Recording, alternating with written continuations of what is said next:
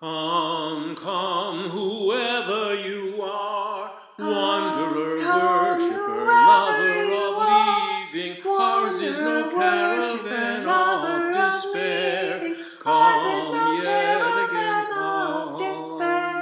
Come, come, whoever you are, wanderer, worshipper, lover of leaving. Ours is no caravan of despair. Come, yes, lover of leaving. Ours is no caravan, whoever you spare. Ours is no caravan of leaving. Ours is no caravan, whoever you leaving. Ours is no caravan, lover of leaving. Ours is no caravan, whoever you spare. Ours is no caravan, of despair. Ours is no caravan, whoever you leaving. Ours is no caravan, lover of leaving. Ours is no caravan, whoever you spare. Ours is no caravan, of despair. Ours is no caravan, lover of leaving. Ours is no caravan, lover of leaving. Ours is no caravan, whoever you spare.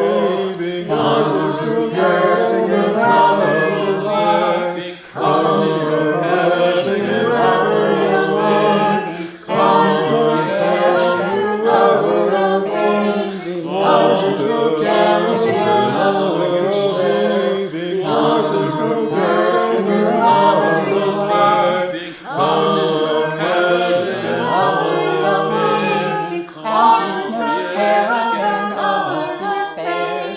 Come, come, whoever you are, wanderer, worshipper, lover of leaving. Welcome to the Unitarian Universalist Congregation of Hillsborough and to our virtual service, which is available on both Facebook and YouTube. I am Lou Gadol, Worship Associate, and before we begin, I want to thank the people who helped put this service together. Thank you, Aviva Enoch and David Yelton, for helping organize this service and providing music. Thank you, Wendy Calvin, for handling the overall technology. And thank you, Reverend John L. Saxon, for agreeing to serve as our guest minister today. Today is October 4th, 2020, and we're faced with an election about 4 weeks from now that will affect everyone and is likely to shape the future of our democracy and the viability of our planet. The political discourse is confusing because there is so much misinformation and disinformation. So this month's UUA theme, listening, is very important.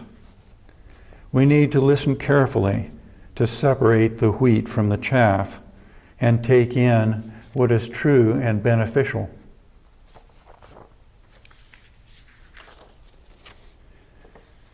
So this morning we are pleased and blessed to have as our guest speaker the Reverend John L. Saxon.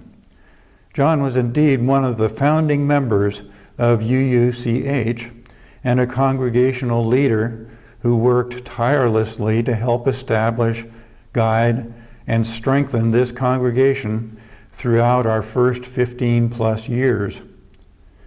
During that period of time, he was a lawyer and a professor at the UNC Institute of Government. Then, about 15 years ago, he began pursuing his true passion and a new career calling by beginning his ministerial studies at Melville Lombard Theological School, receiving his Master of Divinity degree in 2009. He has since served as a hospital chaplain, as the assistant minister, and then lead minister of the UU Fellowship of Raleigh, and in more recent years, as the executive director and president of the UU Justice Ministry of NC, North Carolina. In that position, he has spoken to numerous UU congregations all over the state of North Carolina. So we welcome John back with open arms, appropriately socially distanced, of course, to UUCH, his home church, who supported with pride his pursuit of the ministry and is now finally giving him a chance to deliver his message from the podium that he donated to UUCH as his parting gift when he entered the ministry. We light this chalice to remember the light within, to know that the hunger we feel inside is not an emptiness, but the echo of an inner wisdom that already knows what we need. May our time together help us welcome that voice and each other back home. Reverend John Saxon will call us to do worship. Listen. Can you hear it? The Spirit is calling us to laugh and sing and dance, to weep and cry, to touch and be touched, to hope and to dream. Listen. Can you hear it? The Spirit is calling in the sound of music and the songs of the birds, in the rustle of the breeze, in the thunder and in the rain. Calling in the voices of those around us and in the silence between our words, speaking from within, from the depths of our hearts, our minds, and our souls. Listen. Can you hear it? The Spirit is calling us here, calling us home, calling us to life and love, calling us to compassion, service, and justice. Listen. Can you hear it? The Spirit is calling. Come. Let us answer the call. Come. Let us worship together.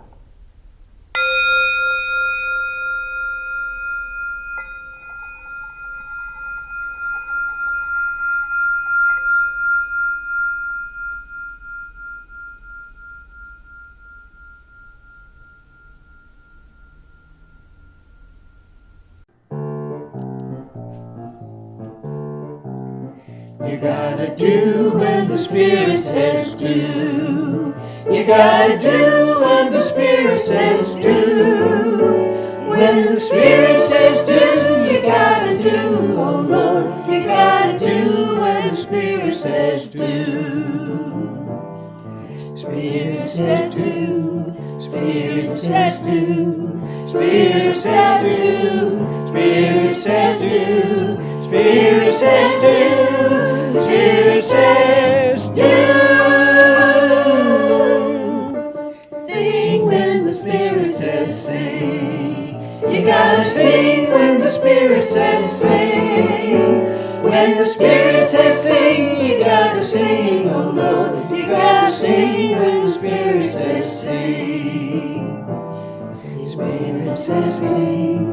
Spirit says sing. Spirit says sing. Spirit says sing. Spirit says sing. Spirit says sing. Dance when the Spirit says dance. You gotta dance when the Spirit says dance. When the Spirit says dance, you gotta dance, oh Lord. You gotta dance when the Spirit says dance. Spirit says dance. Spirit says dance. Spirit says dance. Spirit says dance. Spirit says dance. Spirit says dance. Laugh when the Spirit says laugh. You gotta laugh when the Spirit says laugh. When the Spirit says laugh, you gotta laugh, oh Lord. You gotta laugh when the Spirit says laugh.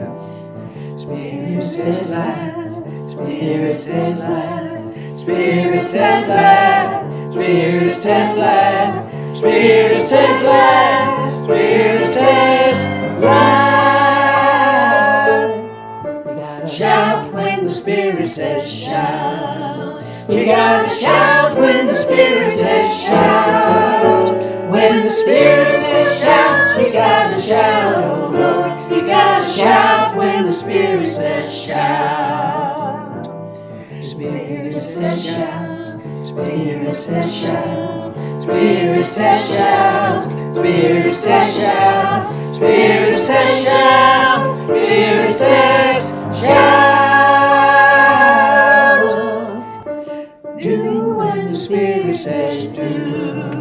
You gotta do when the Spirit says do. When the Spirit says do, you gotta do, oh Lord. You gotta do when the Spirit says do. Spirit says do. Spirit says do. Spirit says do. Spirit says do. Spirit says do. Spirit says do.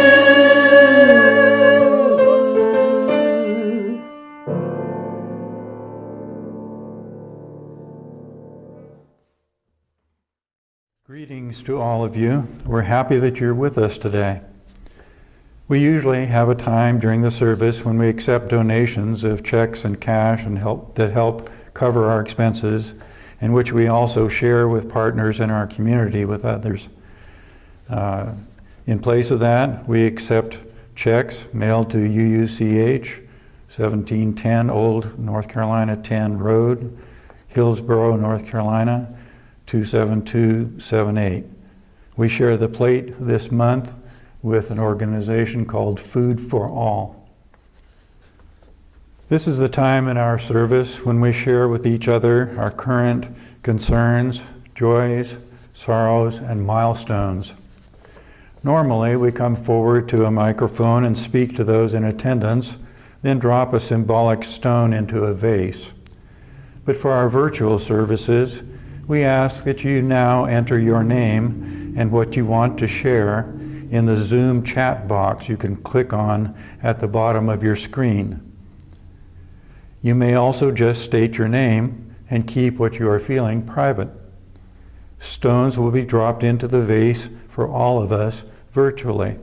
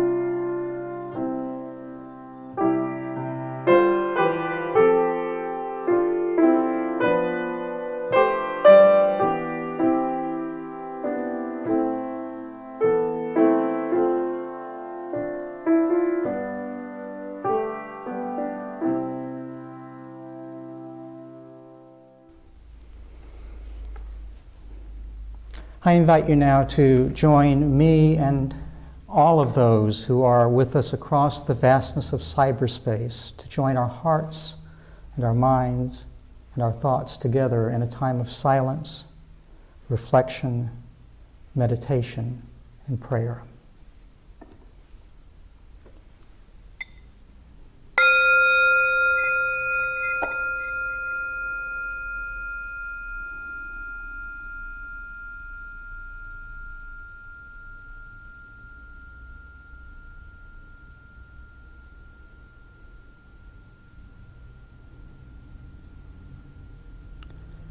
Maybe prayer doesn't mean talking to God at all. Maybe it just means listening, just listening, unplugging the TV, turning off the computer, quieting the mental chatter and distractions. Maybe it means listening to the birds and insects, listening to the wind in the leaves, the creaking and groaning of the trees, noticing who else is out there, not far away but nearby, sitting so still we can hear our heartbeat hear our breath, the gentle rustle of the breeze that kisses our face and blows through our hair. Maybe prayer means listening to our dreams, paying more attention to what we really want from life and less attention to all the nagging, scolding voices from our past. Or maybe it's all about listening to each other, not thinking ahead to how we can answer or rebut or parry or advise or admonish, but actually being present to each other. Perhaps if we just sit quietly and listen to the silence, we'll overhear a peace whispering through the centuries that's missing from the clamor of this moment. Maybe prayer means listening to the silences between the words, noticing the negativity of space, the vast, undifferentiated, and nameless wonder that underlies everything.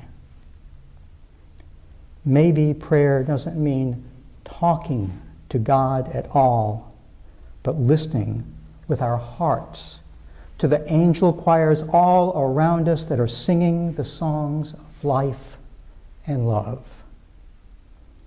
May we open our hearts and minds as well as our ears, that we may listen and truly hear.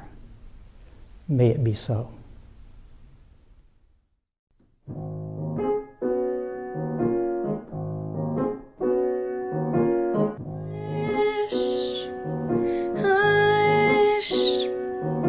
Somebody's calling my name. Hush, hush. Somebody's calling my name. Hush, hush. Somebody's calling my name. Oh my Lord, oh my Lord, what shall I do?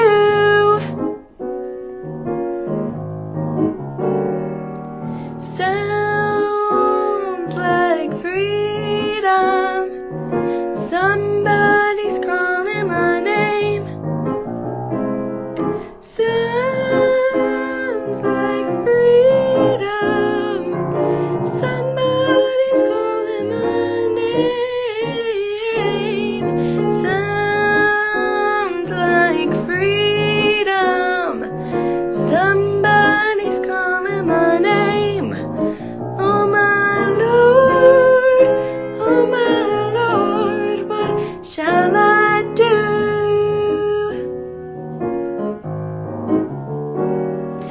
Sounds like justice.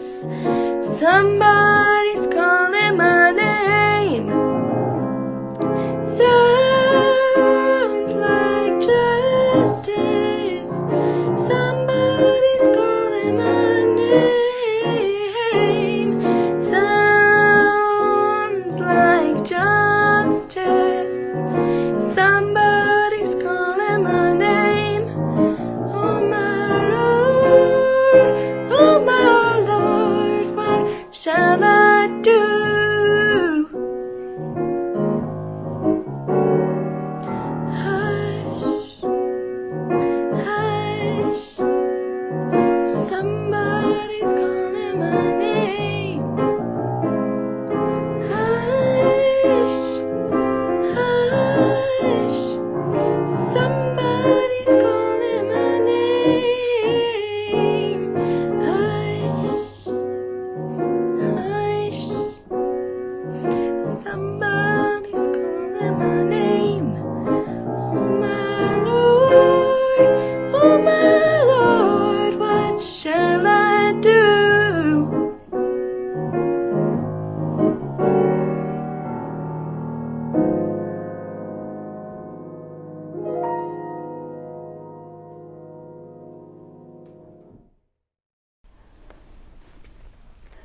One of the many, many important lessons about listening that I've learned in my almost 70 years of life on this earth happened on a day long, long ago in the winter or spring of 2007 in a small windowless office in the pastoral care department at UNC Hospitals in Chapel Hill. I was there that day to interview for an internship in the hospital's clinical pastoral education program, one of the many, many requirements for becoming a Unitarian Universalist minister. And let me tell you, I was more than a little bit anxious because I wasn't sure how a UU humanist who didn't believe in a supernatural God or heaven or hell could provide pastoral or spiritual care to patients in the hospital who might be facing death, worried about whether they were saved and what judgment, reward, or punishment they might face in a life after death. So that's when I said to Elizabeth, the CPE supervisor and hospital chaplain, when she asked me what I thought my greatest challenges, growing edges, or opportunities for learning in CPE might be. And that's when it happened. That's when she asked me the question. The question. So, tell me, John, what do you think you might say to a seriously ill patient who asked you whether she and her 2 pet dogs would be together in heaven after they all died? Now, to be completely honest with you, I don't remember what I said, but I do remember that it wasn't even close to a good answer. Because whatever it was that I said came more from my head than from my heart. And because I heard only the literal words of the hypothetical patient's question, not the words between the lines of her question or the feelings behind her words. And so my soon-to-be CPE supervisor, Elizabeth, responded ever so gently. Well, John, maybe that patient wasn't asking you for a theological answer to her question. Maybe she was just trying to say that she was so very sad about maybe having to leave her beloved dogs behind if she were to die. Sometimes, Elizabeth said, the question someone asks isn't really what they're asking, and sometimes an answer isn't what they're looking for. Sometimes just sitting with what someone asks or says is all you need to do. And then she said, I think that CPE will give you the opportunity maybe to learn how to listen with your heart as well as your ears and hear the feelings behind the words and the silence between the words. Elizabeth was right. The art of deep listening. Listening attentively, respectfully, non-judgmentally with my heart as well as my ears, listening to the silences between the words, listening to what's not said as well as what's said, listening carefully for the feelings behind the words is a lesson that I began to learn at the bedsides of the patients that I cared for as a hospital chaplain, and the conversations about pastoral care that I had with my supervisor and fellow chaplains. It's a lesson that I began to learn, because like all of life's important lessons, it's not a lesson that can be learned by your brain. It's a lesson that has to be learned by heart. Learned by heart. A lesson that I've had to learn over and over and over again, not one and done, because listening Deep listening is an art, a skill, a gift that can be cultivated, polished, and developed only by practice, and plenty of missteps and mistakes over time. Most of us are fortunate enough to have 2 ears to hear and listen. But some of us who have 2 ears, including myself, are hard of hearing. Not just because, like me, we struggle with hearing loss and have to wear electronic hearing aids, but because even if our ears are working perfectly well in a physiological or neurological sense, even if we can hear words and sounds and music perfectly well, we haven't learned how to really listen with the 2 good or not so good ears that we have. Because listening isn't necessarily the same thing as hearing. Because our own internal chatter and our own need to speak often get in the way of being able to really listen. Because even if we have perfect hearing, we can so often be tone deaf to what others are saying or feeling.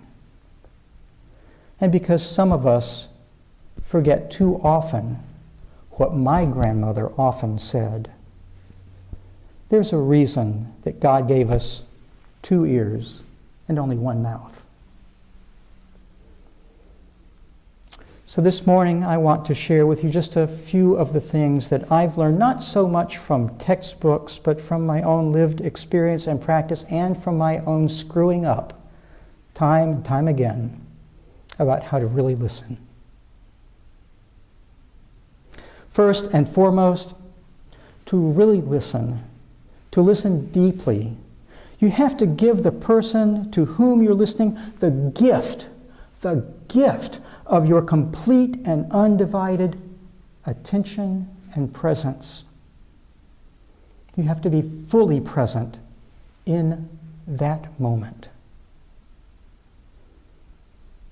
So for me, that means taking the time to center myself and bringing myself into the space between me and the person to whom I'm listening, clearing my mind, opening my mind, opening my ears, and most of all, opening my heart. Second, listen with your whole self, with all of your senses and all that you are. Listen with your eyes. Pay attention to body language, what the speaker's body, hands, arms, legs, eyes, and face are saying, as well as the words they're speaking. Listen with your ears. Listen to how the speaker is speaking, the tone, volume, speed, and inflection of her voice, as well as to what she's saying. Listen with your mind. Listen between the lines for what is not being said. Listen with your voice. Listen actively and reflectively. Let the speaker know that you've really heard her, by paraphrasing maybe in your own words what you've heard her say or what you think she said, and always ask if you're correct in your understanding of what's being said, what you're hearing. Listen with your heart. Listen for those feelings behind the words, and then acknowledge the feelings expressed by the speaker without necessarily validating them in any way, and certainly not challenging them. Third, offer yourself as a vessel to the speaker, a vessel to hold tenderly, compassionately, and non-judgmentally what you hear. Listen with an open heart rather than a critical mind. Listen in order to understand. Try as hard as you can not to judge or categorize or evaluate the speaker, what she feels, what she thinks, or what she says. Just listen. Listen with humility. Be careful about saying, "I understand." Maybe you do, but often you won't.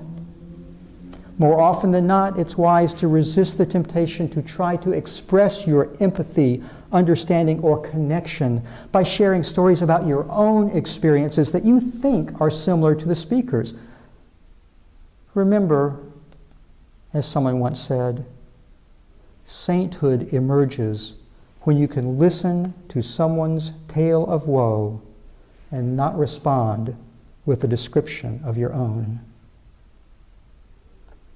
Listen to empower, not judge, condemn, or fix. Be hesitant about offering advice even when it's solicited or trying to fix the speaker's problem or situation. Their problem isn't yours to fix. It's theirs. Ask them what they think they can or should do, and then listen to their answer. Listen respectively and attentively. Interrupt gently only if absolutely necessary. Don't play Perry Mason. Don't cross-examine. It's okay to ask questions that are necessary to clarify what's being said or gently explore what might be discovered behind the words. But remember, that's why God gave you 2 ears and just 1 mouth. Dare, though, when appropriate, to go deep and get beneath the surface. Risk going out on a limb to see what is really being said. But be careful about and check your assumptions, what ifs and wonderings. Listen with compassion and empathy, which is almost always better than listening sympathetically. Don't be afraid to be and simply sit with and share the speaker's pain, anger, or emotions. Fourth, listen to yourself. Listen to yourself and speak from your heart with love. Be aware of your own feelings and reactions to what the speaker says and what the speaker's story kicks up in your own life. But try hard not to let it get in the way of your listening. Be as honest as you can. Be as kind as you can. Speak your truth with love. Don't offer platitudes. Don't be afraid of silence or not knowing what to say, not knowing the right thing to say. Remember that often the most important thing isn't what you say at all, but simply how you listen. And last, but not least, honor the speaker's boundaries, physical and emotion, and your own boundaries as well. And hold what you hear as a sacred trust that is not to be shared with others without permission. Okay, I admit it, that's a pretty damn long checklist of how to practice deep listening. And I know you weren't listening to everything I said, you won't remember everything I said, and you weren't taking notes either. So perhaps you can carry with you instead the words of this short poem by Joyce Sutphen titled How to Listen. Tilt your head slightly to one side and lift your eyebrows expectantly. Forget everything you've ever done. Make no comparisons, no judgments. Simply listen. Listen with your eyes as if the story you are hearing is happening right now in front of you. Listen without blinking, as if the slightest move might frighten the truth away forever. listen carefully, as if your whole life might depend on what you hear. Listen carefully, as if your whole life might depend on what you hear. For most of us, it's not so hard to hear unless, like me, your ears aren't working like they should because hearing loss. But it isn't so easy to listen, especially when we're too busy thinking not about what we're hearing, but about what we want to say in response. Personal note, that's way true for me, and I'll bet it is for you too. That's why it's so important, as the Epistle of James advised early Christians, for us to be quick to listen and slow to speak. A good reminder, too, for congregations that value decision-making by consensus.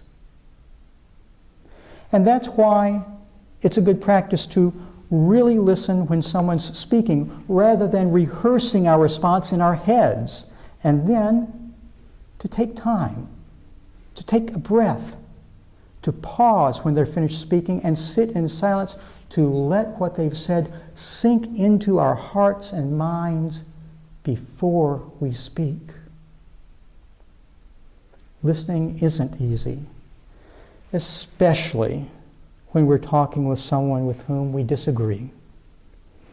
Personal note, that's way true for me too, and I'll bet it is for you. And that's why I wish I could be as good a listener as the Quaker author Parker Palmer, who reminds us that when two people really listen to each other's stories and discover that their life experiences have led them to contrary conclusions, the more likely we are to hold our differences respectfully and with deeper understanding. Because, Palmer says, the more you know about another person's story, the less possible it is to see that person as your enemy. Good words in times like these. So, as hard as it might be in these times of such deep racial, economic, cultural, and political divisions, with all of us on the right and on the left listening only to those who agree with us, perhaps one thing that we could do to heal our nation and heal ourselves would be the simple task of asking someone with whom we disagree one simple but important question. Will you tell me your story? I'd love to know how you came to your point of view. And then, just listen. Really listen to what they say. I don't know whether deep listening can save our nation or save the world, but I'm convinced that listening can save our souls, and maybe that's enough for now. I'm convinced that listening can save our souls because listening is a spiritual practice, a practice that grows and deepens our spirits and the spirits of those to whom we listen. Because listening is an act of love for others and love for ourselves. Because listening and being listened to are how we are made known to one another, how we are heard and seen and experienced as individuals of inherent worth and dignity. Because listening and being listened to are how we connect with each other, heart to heart and soul to soul. Because listening and being listened to are manifestations of a spiritual hospitality that creates a holy, sacred space for the unfolding of one life into the life of another. Because listening is a sacred experience. in which the stories, the thoughts, the hopes, fears, and life of one person are entrusted to another and held in the listening heart as one might hold a small bird gently in her hand. May we who have ears learn to listen as well as hear. May we listen for the truth, the wisdom, and the love that speaks in the voices of others, in the still small voice within each of us, and in the voice of the Spirit that calls us always to life and love. May we discover for ourselves the precious gift and blessing that listening offers others, ourselves, and the world. May it be so. Amen.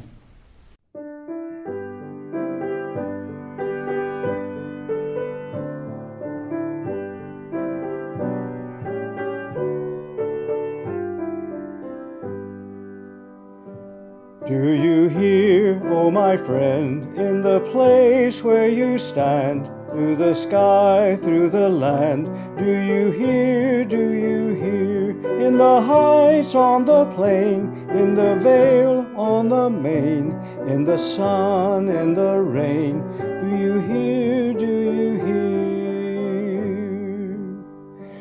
Through the roar, through the rush, through the throng, through the crush, do you hear in the hush of your soul, hear the cry fear won't still, hear the heart's call to will, hear the sigh startling thrill in your soul,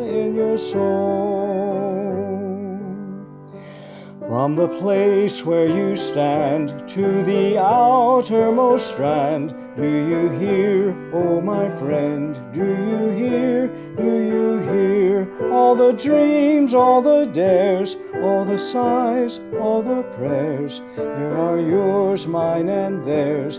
Do you hear,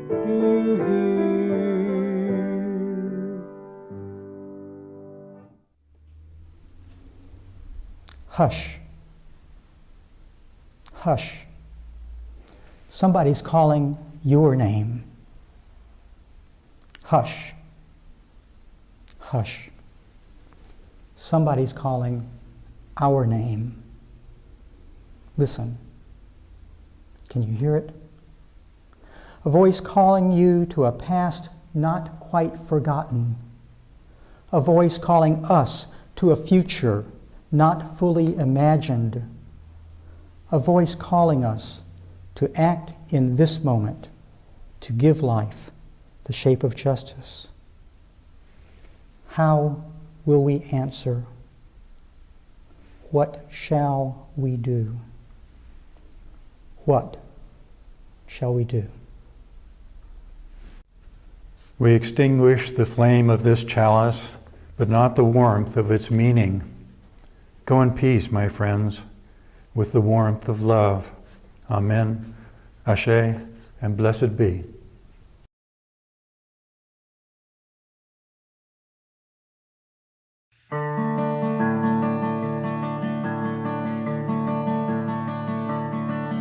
To my loved ones and relations, with me in spirit every day, to neighbors I have not yet met, close to home and far away. Be safe, be well, you mean the world to me. Be safe, be well, you mean the world to me.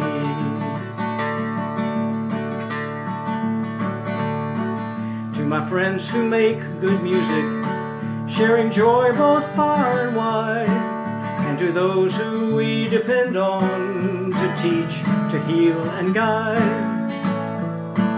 Be safe, be well, you mean the world to me. Be safe, be well, you mean the world to me.